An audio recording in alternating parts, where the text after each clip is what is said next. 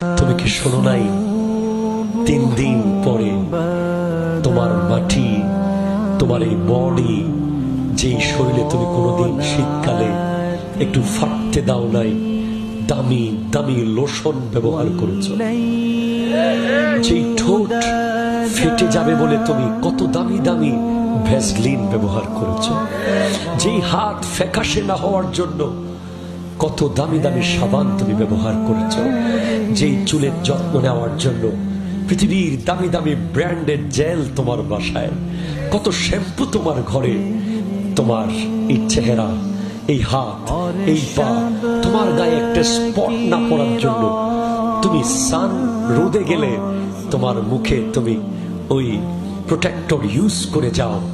এত কিছু তুমি করেছো এই শরীরটাকে সেভ করার জন্য, কিন্তু এই শরীর জাস্ট 3 দিনের মধ্যে খেয়ে ফেলবে। 3 দিন পরে এমন কিছু পোকা আসবে যারা গোশতগুলোকে খুবলিয়ে খুবলিয়ে খেয়ে ফেলবে। খেতে খেতে এক পর্যায়ে লিভার, কিডনি, ফুসফুস সব খেয়ে ফেলবে, জাস্ট হাড্ডিগুলো থাকবে কঙ্কাল। মাত্র 40 দিনের মধ্যে সব খাওয়া শেষ হয়ে যাবে।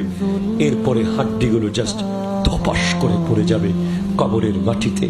এরপরে ওই মাটি হাড্ডিগুলোকে খাওয়া শুরু করবে। জাস্ট মিনহা খালাকনাকুম, তোমাকে সেখান থেকেই বানানো হয়েছিল। ওয়াফিহা নুঈদুকুম, আবার সেখানে তোমাকে ফিরিয়ে নেওয়া হয়েছে। ওয়ামিনহা নুখরিজুকুম তারাতান উখরা, সর্বশেষ আবার তোমাকে সেখান থেকে তুলে নেওয়া হবে।